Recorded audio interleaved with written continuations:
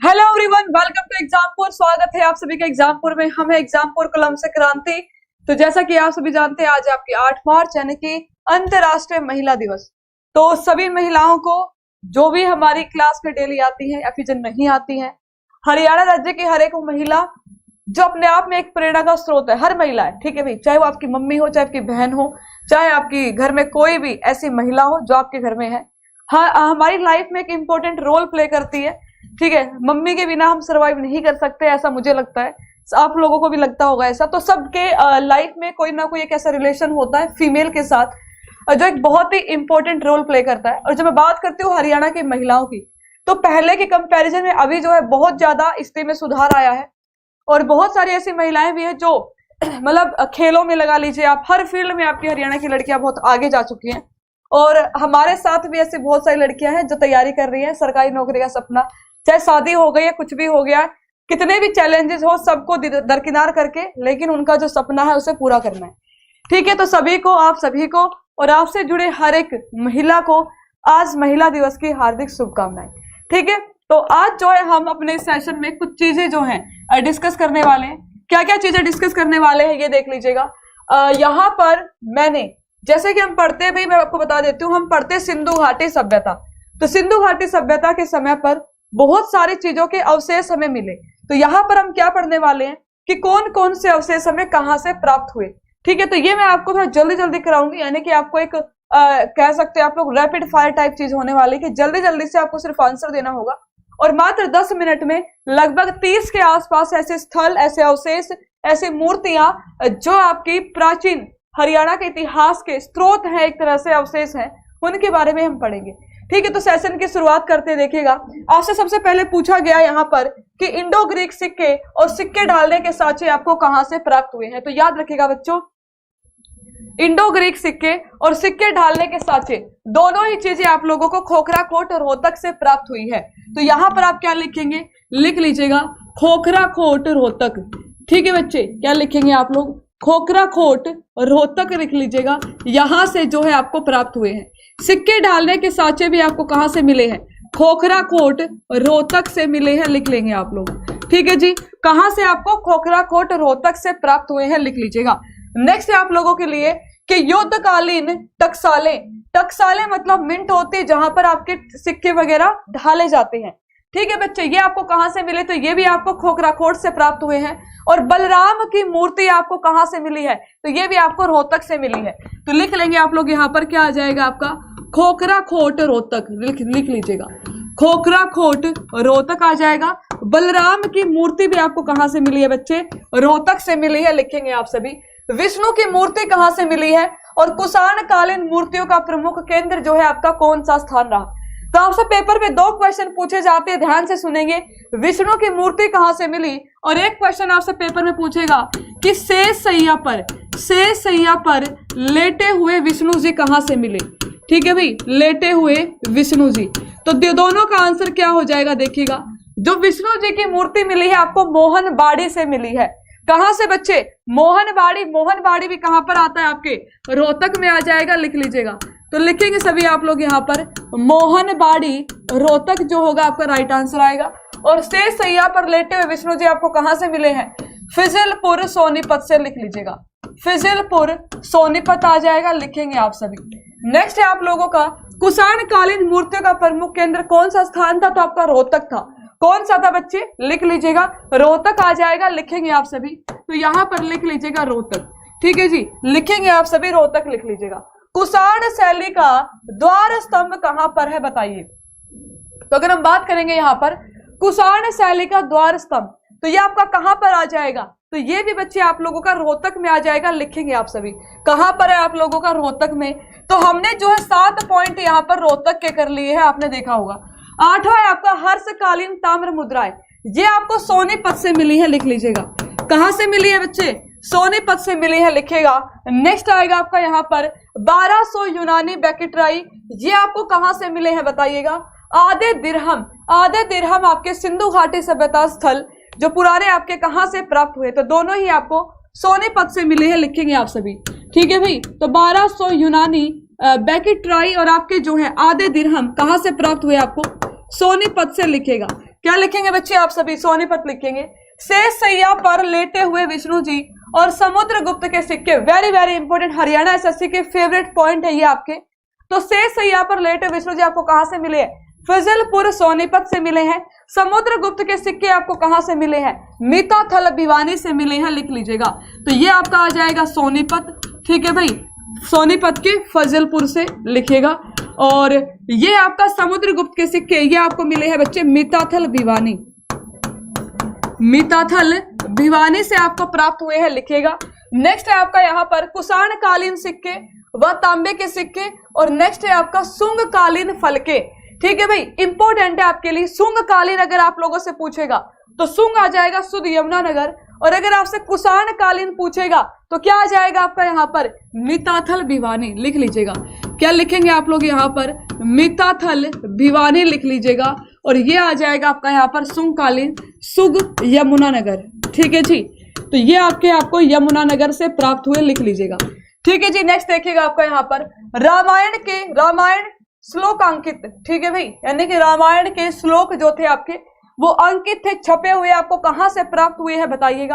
और नेक्स्ट है आप लोगों का यहाँ पर मिट्टी की मोहरे। तो नचार खेड़ा आप लोगों ने सुना होगा, जींद में स्थान है आपका नचार खेड़ा से मिले हैं, लिख लेंगे आप सभी। रामायण के श्लोक अंकित, लिख लीजिएगा, नचार खेड़ा। और मिट्टी की मोहरे आपको मिली है दौलतपुर से। कहां से बच्चे? दौलतपुर से, लिखेंगे आप सभी।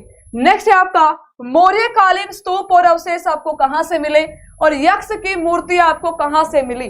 तो यक्ष की मूर्तियां, यक्षिणी की मूर्तियां जो आपको प्राप्त हुई बच्चे आपको पलवल से मिली है। कहां से मिली है आपको? यहाँ पर पलवल से मिली है, याद रखेंगे आप सभी, लिख लीजिएगा। और मौर्य कालीन जो है आपको फतेहाबाद या अग्रोहा से, तो लिख लीजिएगा फतेहाबाद या अग्रोहा लिखेंगे आप लोग। और यक्ष की मूर्ति आपको मिली है बच्चे पलवल से। कहां से मिली? पलवल से, ठीक है। नेक्स्ट है आपके अशोककालीन अभिलेख, ध्यान से सुनिएगा, अशोककालीन अभिलेख जो है आपको कहां से प्राप्त हुए हैं। और नेक्स्ट है आपका प्रतिहार राजा महेंद्र पाल का अभिलेख जो है आपको कहां से मिला है बताइएगा।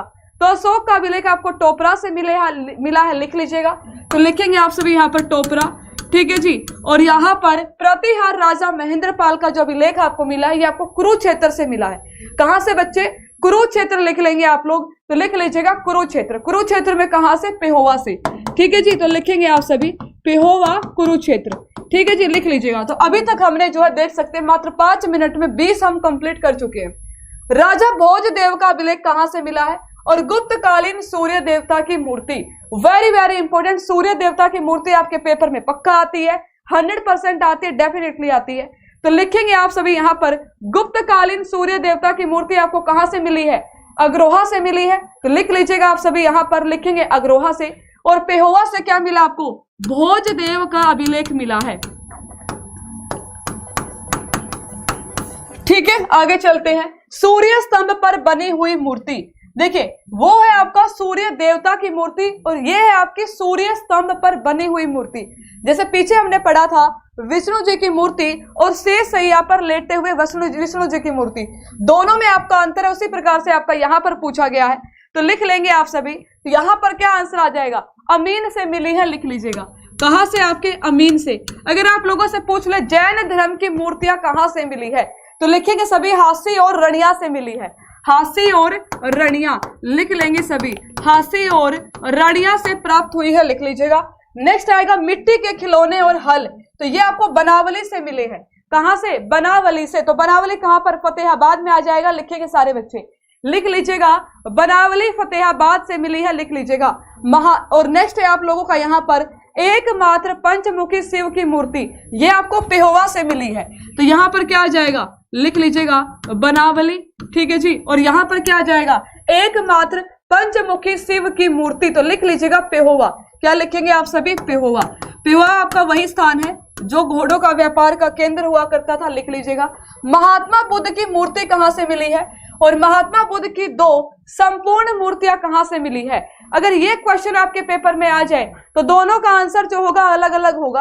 अगर आपसे पूछेगा कि महात्मा बुद्ध की मूर्ति, तो ब्राह्मणवास रोहतक से मिली है, लिख लीजिएगा। कहां से बच्चे? ब्राह्मणवास रोहतक से मिली है, लिखेंगे आप सभी, ठीक है, रोहतक से। और अगर आपसे पूछे कि महात्मा बुद्ध की 2 संपूर्ण मूर्तियां, तो ये आपको औरंगाबाद भिवानी से प्राप्त हुई है, लिखेंगे आप सभी। कहां से बालको? नौरंगाबाद भिवानी से लिखिएगा। और ये है आपके लास्ट के दो, जुते हुए खेत, ठीक है, योधे गणराज्य की मोहरे, और एक मैं लिख देती हूं आपके लिए, जो के साक्ष्य, जो के साक्ष्य, ठीक है भी, संगीत के साथ सवर, संगीत के साथ सवर, ईट, कच्ची ईट, ठीक है भी, और आपके जो है बैलगाड़ी के पहियों के निशान, बैलगाड़ी के पहिए के निशान। आप बताएंगे बच्चे कि ये जो आपके 5-6 जो आपके पॉइंट हैं, इनके आंसर क्या हो जाएंगे, आप लोग बताइएगा कमेंट बॉक्स में, ठीक है। जुते हुए खेत के साक्ष्य आपको कहां से प्राप्त हुए, योधे गणराज्य की मोहरे आपको कहां से मिली, कच्ची ईंटें कहां से मिली, संगीत के साथ सवर कहां से मिले, जो के साक्ष्य आपको कहां से मिले, बैलगाड़ी के पहियों के निशान आपको कहां से मिले। और आज रात 7:30 बजे, यानी कि आज ही रात 7:30 बजे हम लोग पढ़ने वाले हैं हरियाणा का प्राचीन इतिहास के अगले पार्ट, यानी कि महाभारत और महाजनपद काल। और आपके आगे का भी जो टाइम पीरियड है वो भी हम इसमें कवर करेंगे। तो अच्छे तरीके से थ्योरी के साथ में आपको क्वेश्चन कराए जाएंगे। तो आज रात 7:30 बजे जरूर आइए। अगर आप लोगों का सपना है हरियाणा सीईटी के एग्जाम में फतेह करने का, रैंक लाने का, अच्छे मार्क्स लाने का, पेपर चाहे कभी भी हो, अभी हो, बाद में हो, डजंट मैटर, लेकिन आपकी तैयारी ऐसी होनी चाहिए कि अप्रैल में हो जाए, मई में हो जाए, यू शुड बी रेडी, मतलब कभी भी हो जाए आप बिल्कुल तैयार होने चाहिए, ठीक है। तो आज शाम 7:30 बजे सभी बच्चे जरूर आइएगा, एक अच्छा सा इवेंट होगा आप लोगों का। इसके साथ साथ पूरी की पूरी क्लासेस चलती है आप लोगों की। सुबह 7 बजे करंट अफेयर से लेकर के पूरा टाइम टेबल आप लोगों के सामने है, आप टाइम टेबल देख लीजिएगा और जो भी क्लास आपकी वीक है वो जरूर लीजिए, बाकी सारी क्लासेस लीजिए अगर आपको सिलेक्शन चाहिए। कंपटीशन बहुत ज्यादा, प्रॉपर टाइम टेबल यूट्यूब का आपके सामने है। और हम मिलते हैं आप लोगों से आज शाम 7:30 बजे। लेकिन उससे पहले एक बार फिर से क्या कर लेंगे आप लोग, रिवाइज कर लेंगे, जैसे कि क्या क्या चीजें आपसे पूछी मैंने आपको सिखाई। इंडो ग्रीक सिक्के आपको कहां से मिले हैं ये पूछा जाएगा। सिक्के डालने के जो आपके साँचे थे वो आपको कहां से प्राप्त हुए, युद्धकालीन टकसालें कहां से मिली, बलराम की मूर्ति कहां से मिली, विष्णु जी की मूर्ति कहां से मिली, शेष सैया पर लेटे विष्णु जी कहां से मिले, ठीक है बच्चे। साथ साथ आपसे जो है बलराम की मूर्ति हो गई आपकी, सूर्य देवता की मूर्ति, सूर्य स्तंभ पर मूर्ति, यक्ष यक्षिणी की मूर्तियां कहां से मिली है, ठीक है। कुषाण कालीन सोने और तांबे के सिक्के कहां से मिले, सुंग कालीन चीजें कहां से मिली, रामायण श्लोकांकित कहां से प्राप्त हुए। तो ये सारी की सारी चीजों के आंसर आप लोग कमेंट बॉक्स में जरूर दीजिएगा और इनको 3 से 4 बार पढ़ोगे तो अपने आप आपको याद हो जाएंगी, ठीक है। इंपॉर्टेंट क्वेश्चन है, 1 नंबर आपको पक्का दिलाएगा। हरियाणा एग्जामपुर पर आज शाम 7:30 बजे जरूर आइएगा अपनी क्लास में। तब तक के लिए थैंक यू सो मच। जय हिंद, जय भारत।